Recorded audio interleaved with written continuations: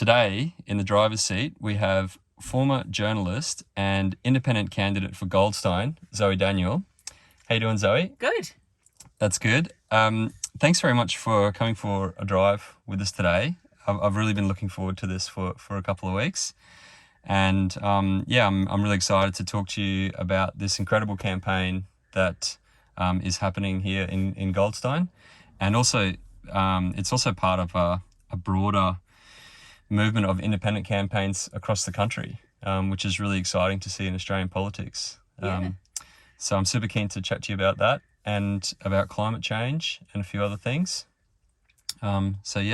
Great. Excellent. Looking forward to the drive in the cool car. Have you driven one of these before? I have not. Oh, okay. Have you driven any electric car? I have not. Oh, well, yeah, you're in for a real treat, and there's so much to talk about, and there's so many things to get excited about for the future, I think so. Absolutely, it's all happening. It's really surreal. The first time you take off in an electric vehicle. Speedo. Yeah. Speed's here, yeah. Because there's nothing there. Yeah, it's super minimalist. And you'll see it'll pick up. See these speed limits? See that picks up on the screen. So it's actually reading signs and stuff around it. Yeah. So it'll let you know if the speed limit changes here.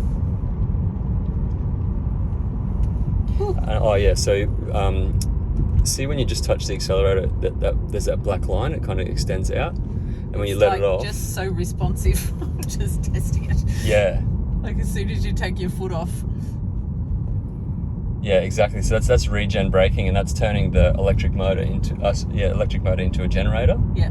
And so that's an electromagnetic force that's slowing us down and inducing current and putting that current back into the battery. So you're actually recapturing all that energy. Like a petrol car, you spend all this energy to get moving, and then when you hit the brakes, you're losing all that energy. I just feel like I want to look here. I guess that's just one of those things you get used to quite fast. Yeah, you get used to it pretty quick. So just getting used to that deceleration. It's like as soon as you take your foot off a little bit, the car's like, oh. Yeah. So you can basically drive the car with one pedal if you want to. Yeah, because you don't really need to brake. Yeah, that's right. Yeah. The brake's there for like emergency or if you really need it, but the less you use the brake, the more energy you're recapturing. And apparently there's a guy who's done like 400,000 kilometers in a Tesla Model S with the same brake pads. Yeah. Just because he's not using them. So how many kilometers would you expect the car to last? So there's a guy in Germany who has a Model S from 2012, and he's up to 1.4 million kilometers. He's averaging like 400 k's a day, and he's doing it literally to push the car as far as he can. He's kind of become well known in the Tesla community. So this car, the battery packs in these cars will do 1 million kilometers. The new battery packs that Tesla have just developed, and they'll go into production at their Berlin and Austin factories. It's a whole new architecture and chemistry for the cells. And Musk is saying they'll do 1 million miles, which is 1.6 million kilometers. Wow. They've been independently tested by another company, and they're like, no, actually, these cells will do the equivalent of 2 million miles, which is 3 million kilometers. And then it's like, well, why would you need to do 3 million kilometers? Like, because a million, based on the average driving rate of 35 to 40 k's a day, it's 15,000 k's a year. It would take you 66 years to do 1 million kilometers, right? So I was just thinking, does that mean people are not going to be turning over their cars? That's right. Because people would probably still will, because they'll be like, oh, I'm bored with it. Oh, that's getting old. I want a new one. You want a different colour. Yeah. Yeah, well, this is the thing, right, is that with electric vehicles, they're going to last a lot longer than internal combustion, and therefore we're actually going to need a lot less cars overall. So like the global car market at the moment is like 70 million per year. well, if a car's lasting 1 million kilometers instead of 250,000, maybe over the long run we need 4 or 5 times less cars, which is a good thing, I think. You're getting more utilization out of the product. Yeah, less energy in manufacturing. Yeah, exactly. The other thing that will probably happen with autonomous driving, which we'll show you a bit later, is robo-taxis. And Tesla's been testing their full self-driving package in the US, in cities around the US, and they're doing point-to-point driving through cities unassisted. And so a lot of people who follow Tesla are pretty bullish on this technology, that it's going to happen in the next few years. And so every Tesla since 2019 can get software updates and enable it to become a full self-driving robo-taxi. So you might end up with a fleet of millions of robo-taxis around the world just from software updates. And then that might change the way people view car ownership. So then instead of one car transporting a couple of people to work each day, it's transporting 50 people. And then a lot of people go, well, it's much cheaper for me just to take a robo-taxi than to buy a car. Yeah. And that's going to have profound impact on our cities, I think. Yeah, especially in big cities. Like, big urbanised cities, high population cities. Yeah, definitely. Of which Melbourne is becoming one. Yeah, definitely. How many people in Melbourne now? 5 million or something? 5+ million, yeah. It's a big city. Yeah, so I wanted to talk to you a little bit, first of all, about your career. You've done some pretty incredible things in your life. You've been a journalist you've been posted around the world with your journalism career, and you've been in some quite areas that have had conflict and all kinds of things. So I'd like to hear a bit about your career first of all, and then what led you to put your hand up and get involved in this independence movement that we're seeing across the country. Yeah, so I was a journalist for the ABC for 27 years. I worked in regional radio and then as a rural journalist, so I covered agriculture, presented the Country Hour, became a business journalist, so spent a lot of time interviewing chief executives of mining companies and the big banks and such. And then over time I worked my way through radio and television and became a foreign correspondent. So my first posting was Africa correspondent based in Johannesburg. And after that, after our 2 children were born, they're only 20 months apart, so we moved to Southeast Asia when our son was 2 and our daughter was just born, and lived in Phnom Penh in Cambodia and then Bangkok in Thailand. So I was Southeast Asia correspondent there, and came back to Australia for a couple of years, moved into Goldstein where our kids went to Sandringham Primary School. And then I was appointed US Bureau Chief. So we moved to the US where I covered the election of Donald Trump and the Trump administration. Yeah, wow. And that must have been incredible to be in Washington during the Trump years, I guess. And we talked a little bit about it before, but leading up to the election, you mentioned that you were interviewing or talking to a lot of people who were pro-Trump supporters, and I think you mentioned you went to some of the rallies, or you saw some of the rallies, and you were kind of saying that Trump might win this based on the conversations you were having.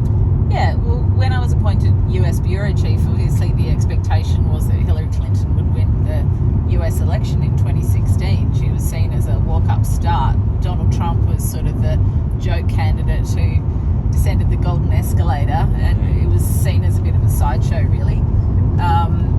But it was very apparent to me as soon as I started travelling around the US that Trump had a really good chance of winning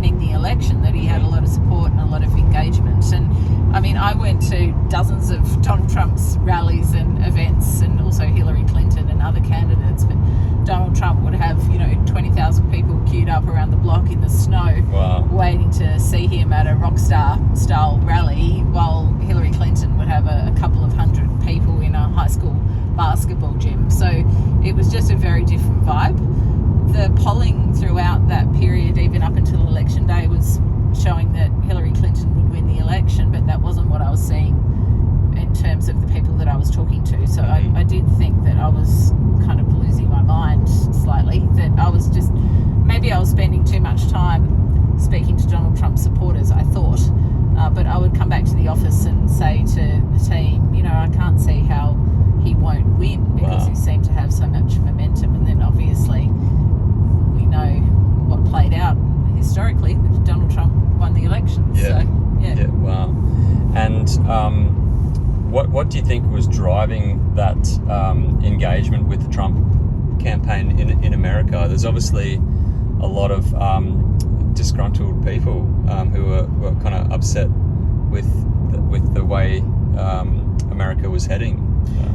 Look, I think that there's a portion of America that feels very disillusioned and very disconnected from the country's leadership. There's a sense of elites in Washington and one rule for them and one rule for us. And there is, especially in the inland states, a real impact on people who have lost hope and lost optimism for the future, that they feel that they've been affected by changes in manufacturing, for example, technological changes, world trade rules, international migration that has affected their workforces, their jobs, their factories. Very prosperous areas have become very poor in some cases. And then there's that sense among a lot of people that life will be worse for their kids than it is for them. So they're looking for a disruptor.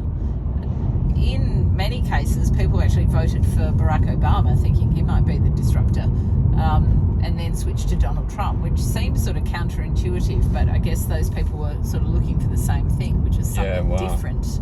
Yeah. And, they went seeking it with both Trump and Obama. Sorry, just getting used to driving this car. Yeah, that's all right. There's a lot going on, and also to be interviewed as well. So look, there's been a fragmentation of trust in the United States, and Trump kind of capitalized on that in many ways. He's very good at mobilizing social media, really populist policy making, and sort of bringing people along with him, and that's very much what he took advantage of during 2016, but also during the period of his administration, in order to really gather up people and make them feel like he was going to represent them in some way, much as he's not the everyman, of course. He's a very wealthy person from a wealthy family, but some people do find him relatable. Yeah. And do you think that a similar kind of thing has been happening in Australia as well?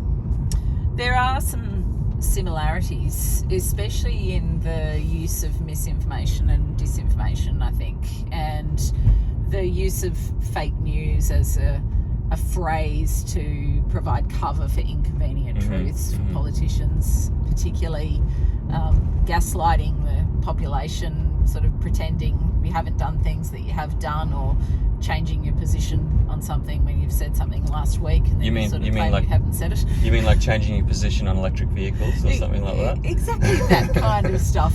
All of a sudden appearing to care about things that you didn't care about a very short time previously.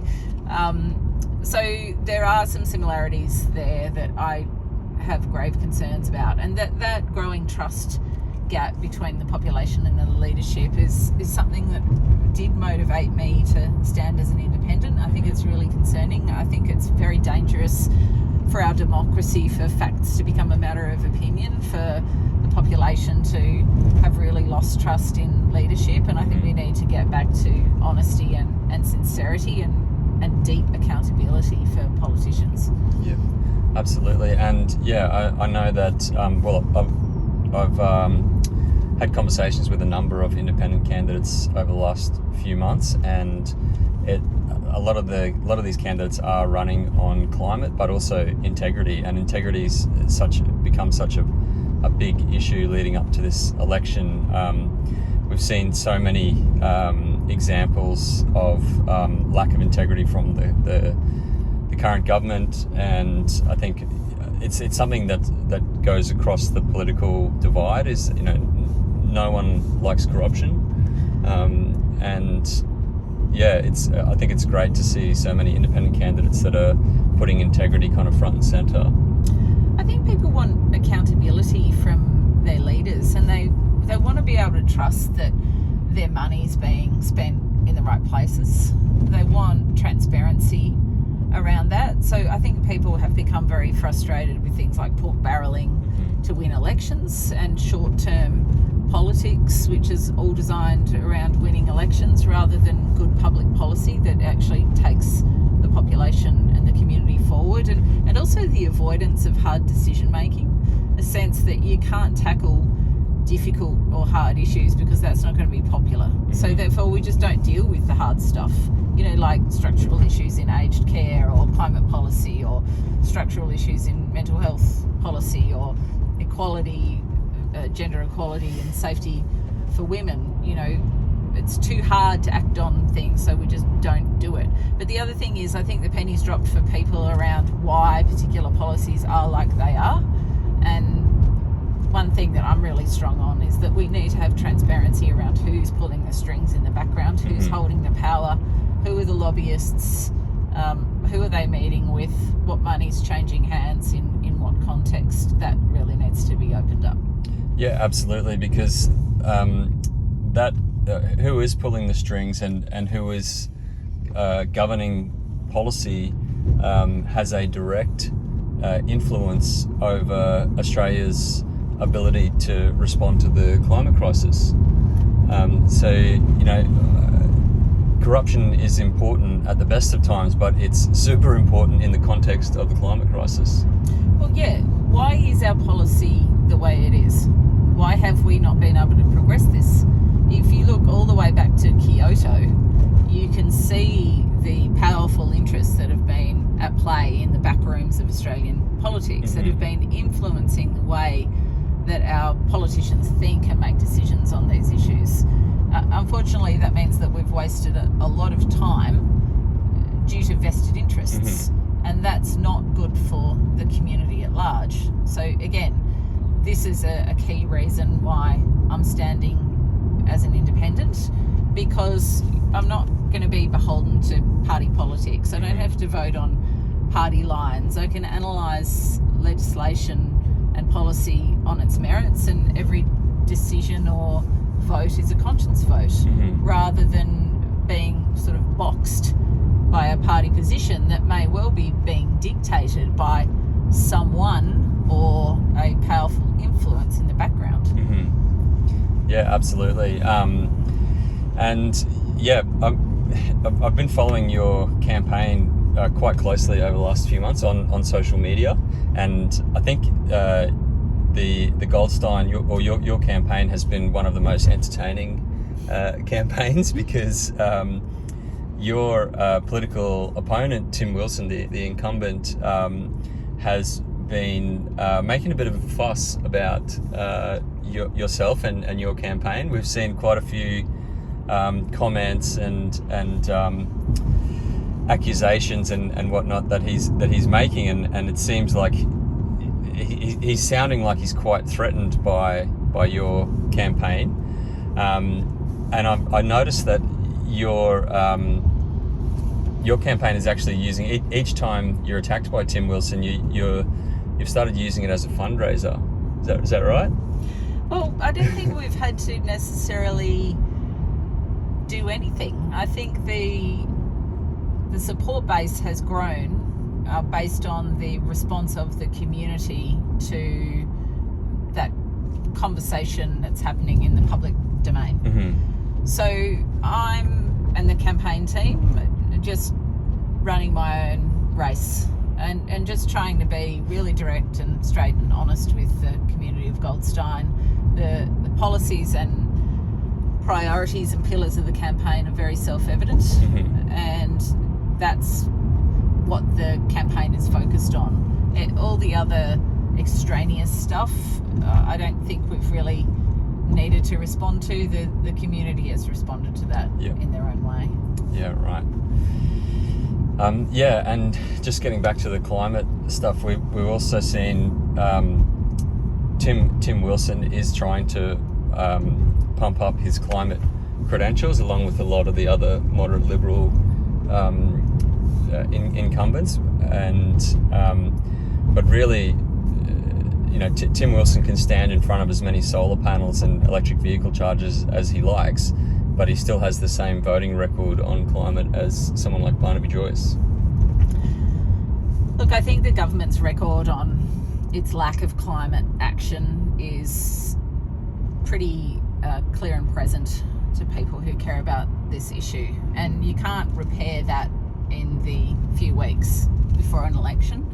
So I think on that front, I offer a very alternative position, and people therefore get to make their decision on which position they prefer. I would say that, part of the point of running as a community-backed independent is to pose the idea to people that there is an alternative, that they don't have to keep just voting the same old way for the same old party to get the same old party politics and the same old just voting the way that the party votes, or in this case, the way that the National Party votes. I think one thing that's become evident to a lot of people in Goldstein is that we actually already have a hung parliament, and the balance of power is held by the National Party, and the National Party is therefore dictating policy for an electorate like Goldstein, and their positions are not representative of the priorities of the people of Goldstein. So if we want to have a voice in the parliament, we need to not be a safe coalition seat and actually assert ourselves so that we actually get to speak up and speak our mind and be taken notice of rather than being taken for granted. Yeah, well, I've actually never considered that before, but you're right. Like, we are essentially in a minority government. It's just that the Liberals and Nationals obviously form this coalition, but no single party has a majority vote in Australia. No, and I mean, you said it, the moderate Liberal Party members around the country vote with Barnaby Joyce every time. That's not representative of the electorate of Goldstein, as an example, where we know, because we've seen polling and surveys, that the priorities of the electorate are around, for example, really good forward-thinking, economically focused climate policy. And that's not something that we're getting from the National Party, as we saw at COP26. Yeah, absolutely. Should I go?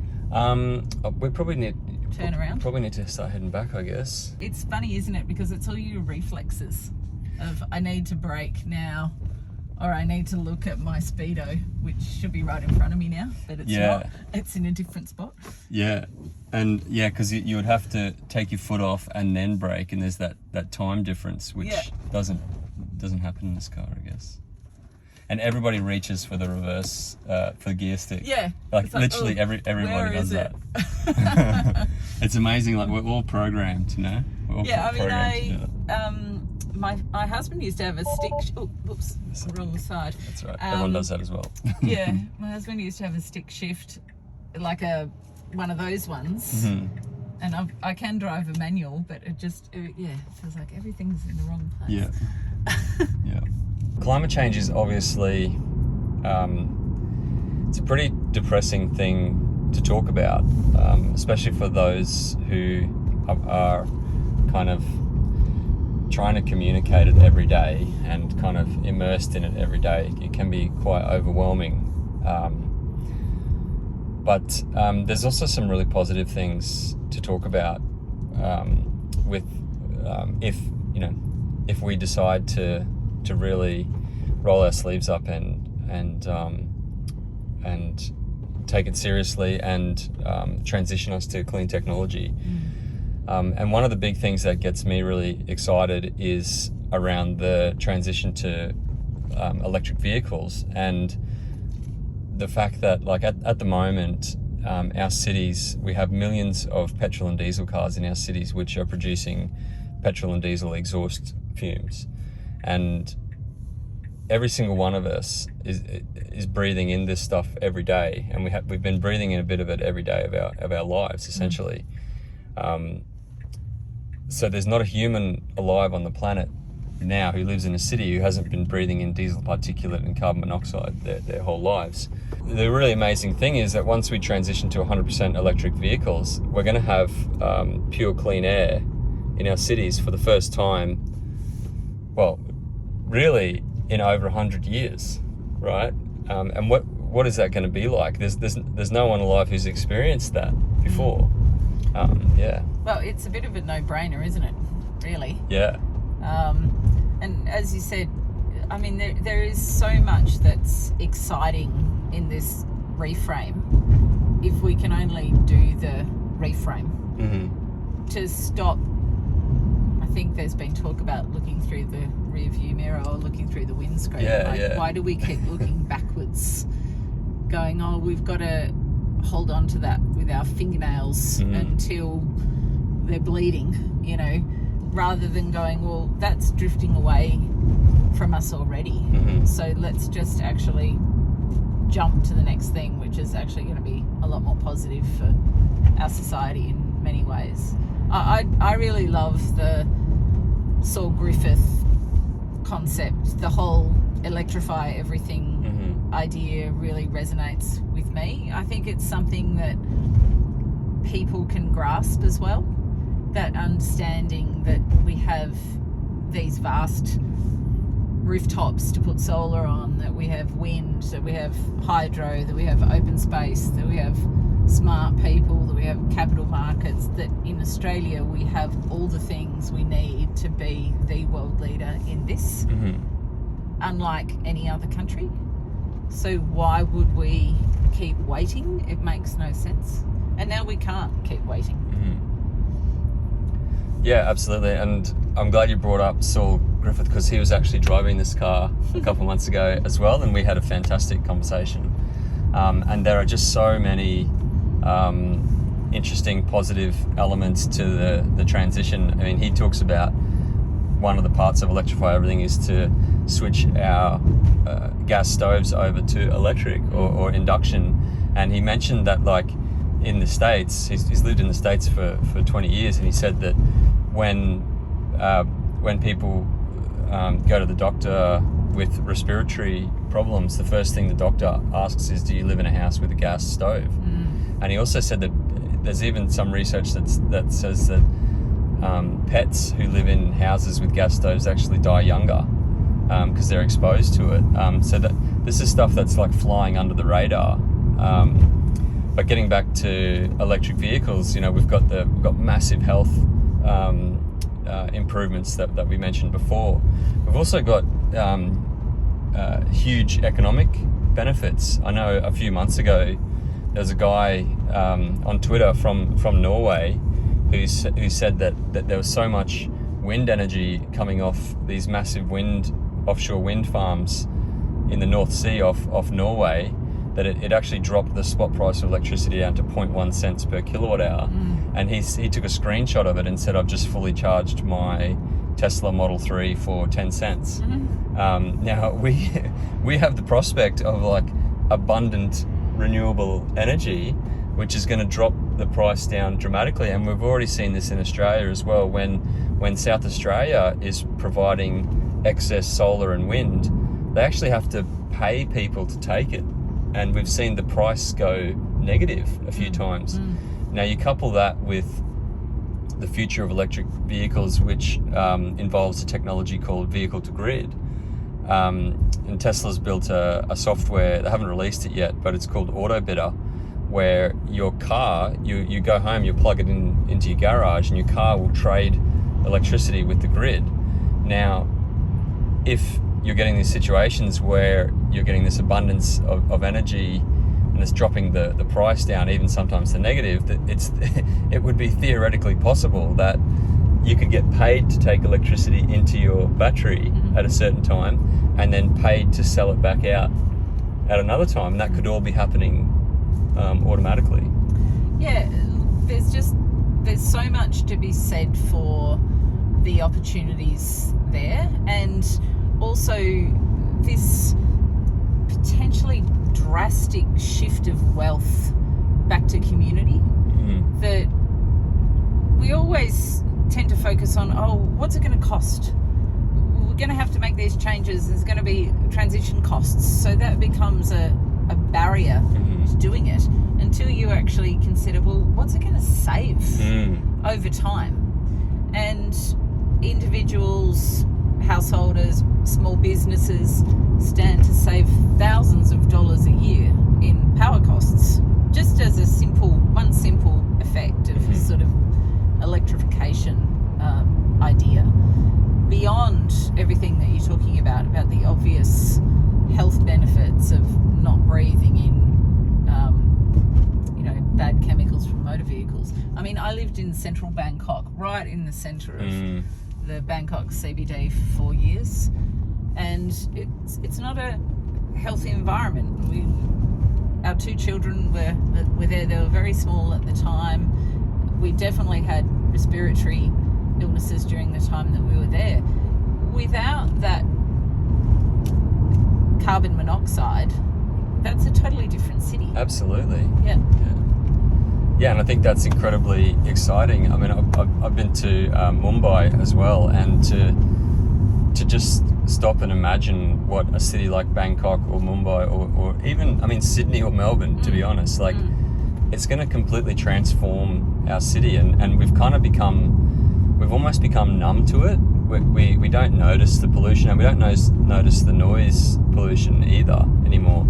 But I like to think of it, one of the analogies I like to use is like, imagine a fish that has lived in a polluted pond its entire life, and it doesn't know any different, and it's kind of miserable constantly, the fish, but it doesn't know any different. So the fish just thinks this is how life is, this is how life must be.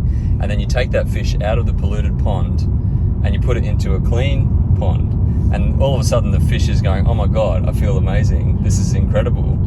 And I think that's what we're going to feel like when our cities are pollution free as well. Yeah, it's a lovely metaphor. The other one, of course, is that we're the frogs in the pot full of boiling water, and we've been in it for so long that we've sort of lost the brain trigger to actually jump out and do something about it. Yep. So maybe those two metaphors could sit together in some way. Absolutely.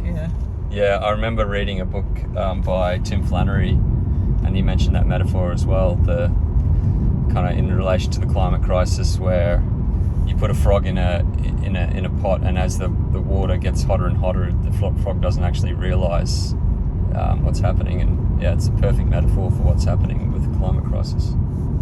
One of the other things that I've really found fascinating to talk about lately is is around fuel security and its relationship to electric vehicles and renewable energy more broadly, because we're seeing now, as everyone knows, the conflict that's happening in Ukraine. We've seen the petrol price spike around the world. People are just getting shocked when they go and fuel up their cars. And the other thing is that 90% of Australia's petrol and diesel is actually imported. Yeah. And our entire economy depends on that. All of our cars, all of our trucks, the trucks that bring us all the food and the goods that we need every day, it's all dependent on fuel, and 90% of that fuel is coming through a handful of shipping lines. So it's actually like a high risk situation. Well, I think the one thing that COVID exposed was that the more self-sufficiency, or at least backup options that we have domestically, the better. We've gotten so used to living in a globalized world that suddenly when everything shut down, we realized that we were quite exposed on local manufacturing of vaccine, for example, but also I'm sure everyone's experienced some sort of supply chain issue during COVID because of the various transport issues that it created. And fuel now with what's happening in Ukraine illustrates the same thing, that when you become completely beholden to importing something, that if there's a supply chain problem, then you've got a huge problem. So given everything that we've said about the opportunities in renewable energy and electric vehicles and the cost of fuel, it makes perfect sense to try to effect that transition as quickly as possible. And the other thing about it too, from a government perspective, is that there are immense savings to be made for government fleets in switching over to EVs. And you've seen, especially in Europe, governments doing that very quickly, and the US is now pushing for that as well. So it's just another one of those no-brainers, really. But the other thing about the importation of fuel for vehicles conversation is that we always talk about the value of coal to our economy and coal exports or fossil fuel exports, without sort of juxtaposing that with the fact that we actually import more than we export when it comes to fossil fuels. You know, a lot of the climate debate obviously is revolved around the potential loss of our exports of coal. And, you know, that we earn, you know, X billion per year from coal exports. But of course the top line number is not quite as attractive as it looks once you actually factor in how many cents per dollar we actually get in as income from coal exports. The other thing that's not talked about is how much are we importing in terms of fossil fuel. So and what if we took that away? That we didn't have to import that fuel or the bulk of that fuel anymore if we switched over to an electric vehicle fleet. So looking at the other side of the ledger, basically, yeah. So instead of focusing on, oh, well, we're exporting all this coal and we're going to lose that income, and I understand that that is an issue, but also if we're not importing all of the fuel, we're not going to have to pay for it. Yeah. So there's two sides to that coin. And again, we always look at the negative rather than the positive. Yeah. Or you know, if you've got an electric vehicle, you're trading, maybe, you know, your community has a community-owned battery or a wind farm or community shared solar, and then you're actually buying energy for your car from your local community. It's almost like getting a coffee from a local cafe instead of buying your petrol from a multinational that is based in Singapore or US or Saudi Arabia. You're actually buying your fuel locally. Right, and there's huge potential in community energy projects. I think that is a really exciting thing to consider. There's a lot of complexities in this conversation because of the capacity of the grid and just how that looks in terms of the required upgrades and such. But there is a lot of potential to return wealth to communities via either community energy projects that, as you say, involve a solar farm or a battery project that is within the community that enables the community to, in effect, control its own energy needs. Yeah. It's a really interesting idea that transfers a lot of wealth away from either big corporates or multinational companies back into local environments. And I think the independent MP for Indi, Helen Haynes, Alliance has been really pushing for a lot more community owned and operated renewable energy projects in Australia as well. Yeah, so Yak and Danda up in the northeast has been doing a lot of work on this, and there are others around as well, nationally, and there are some pilot projects going on in metropolitan Melbourne. There's a battery project that I think will kick off later this year in the inner north of the city, which can power several hundred houses. Experience how powerful this car is. You keep going harder. Oh yeah, it's fast. So, and that wasn't everything either. It was like 30 to 106 in 6 seconds less. Yeah. 2 seconds, 2 or 3 seconds. Normally, so this car can actually do 0 to 103.3 really seconds. fast. Yeah. And you're welcome to. It's got a little bit of rocket ship vibe. Is that the Bit of what? Sorry. The rocket ship vibe. The Elon Musk rocket ship vibe. Yeah, absolutely. Yeah. It does have that for sure. There's someone behind me. Oh yeah. But even at 70, you're at 70 now. If you just take it up to 100 with quite a hard, if you push it hard, Okay. it should be fine. So I'm at 70. So even no matter where you are, like what speed you're going, you've got that instant Yeah. acceleration. It's really much quicker than my own car. Yeah. Which is just a little Subaru. to be Yeah. fair. Yeah, it's really like a step change in technology with this vehicle. We've talked about the health benefits, the economic benefits, but also with this decentralized, like community owned and operated grid that we could potentially have, it also becomes a more resilient way of delivering power around, because at the moment we've got big coal-fired power stations, we've got a highly centralized system. If major power lines get cut during storms or floods or fires, it can throw out thousands and thousands of houses that are dependent on it. Whereas I think what we're going to see with a decentralized model is that our system becomes much more resilient as well with increasing natural disasters.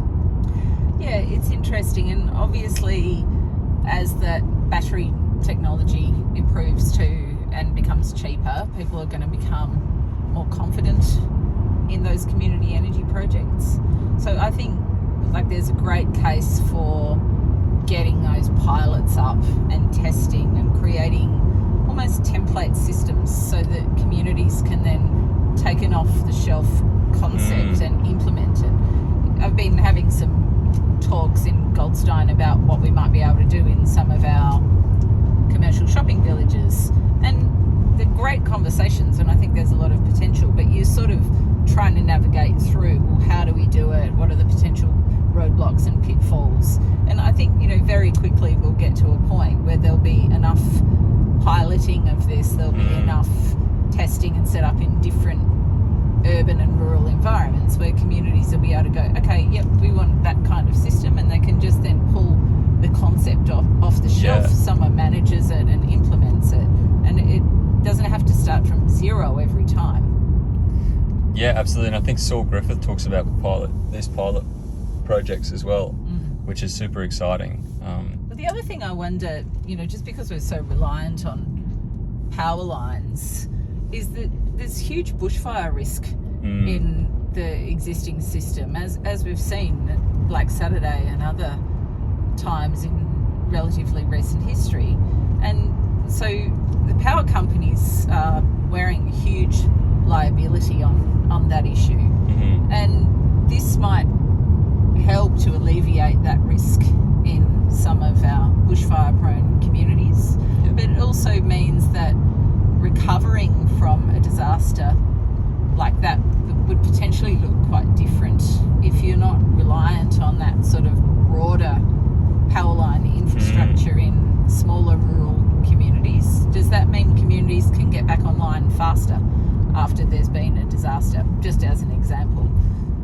Because knocking out electricity and communication in a disaster, as I've seen in lots of places where I've covered disasters, is a huge part of the problem for communities that are recovering from something that's had a huge impact on them, and they really want to move forward and get back on their feet, but they can't do that with no power and no comms.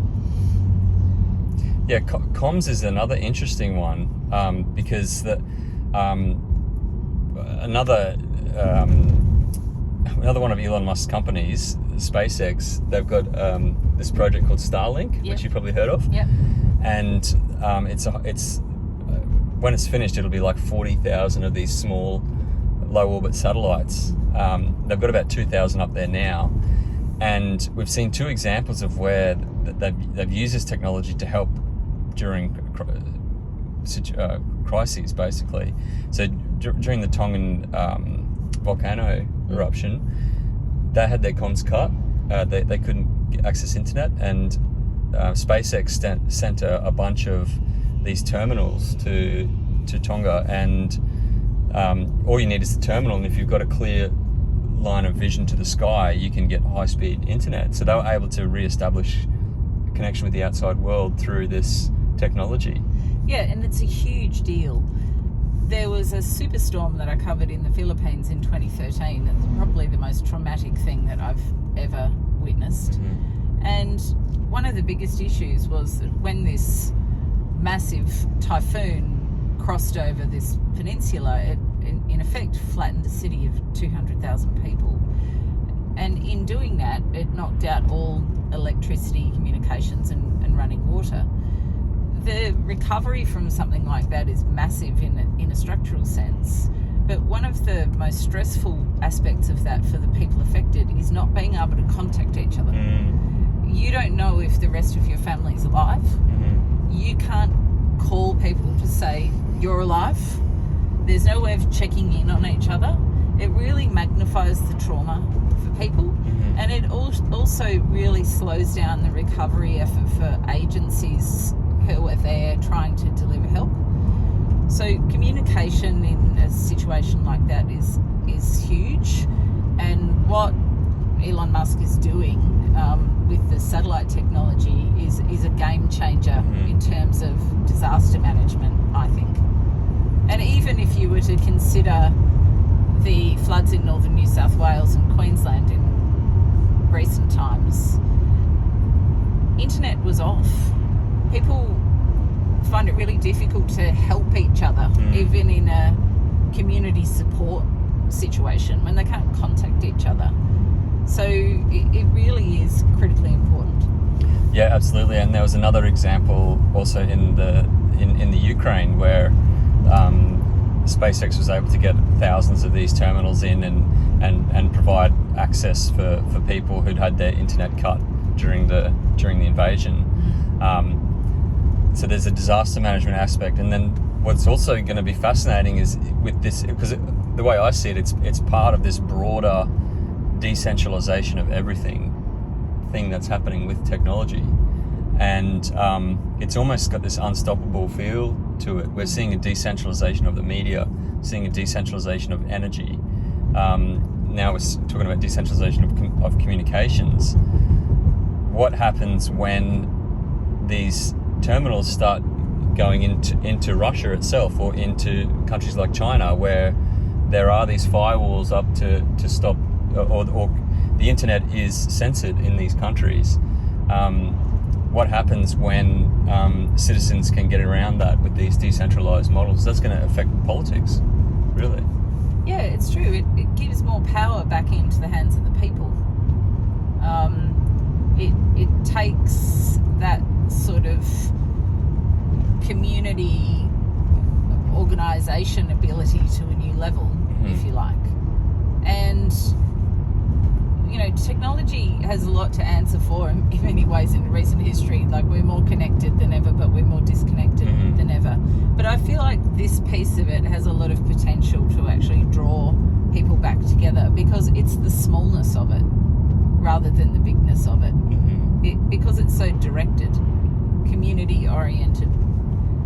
And just running a community-based campaign, I really get the feeling that maybe it's a post-COVID feeling as well, that people are in the mood for being closer to their smaller community rather than being as global in their outlook as perhaps we've become. Yeah, and I've noticed, social media, the independent campaigns, they are being driven by social media, really. Like, that's the core way that these communities are coming together through Twitter, through Facebook, Instagram. That's the way these messages are getting shared around through the community, and it's a way of the major parties. You could argue the News Corp really is a big asset for the incumbents, but independent communities these community groups, they don't have these massive media organizations on their side, but they do have the power of social media, really. Yeah, community organising has probably never been easier thanks to the power of Facebook, to put it simply. And Facebook certainly has its goods and bads, but it is definitely a good way of reaching people in terms of organising. There's sort of two bits to that social media piece. One is reaching people in terms of awareness raising and such for independence. And the other is actually organising people to do something. Yeah. They're kind of two different parts, but they're both really important. And the beauty of it is that the community has control of it. Yeah. It's just fascinating to watch it play out, and I'm really into Twitter, but I often give the example of the difference between the George Floyd Black Lives Matter protests compared to the Rodney King bashing from the 90s, which was before Twitter or before social media, and how the George Floyd Black Lives Matter campaign was social media just played such a big part in getting those messages out. Yeah, totally. And then just the button on the end of the paddle, that's park. And that's it. Zoe Daniel, I just want to say thanks so much for coming for a drive in this electric vehicle today. It was fun. Yeah, I really enjoyed the conversation. I'm enjoying watching your campaign as well, and I want to wish you all the best over the next few weeks leading up to the election. Thank you. Thanks for the drive.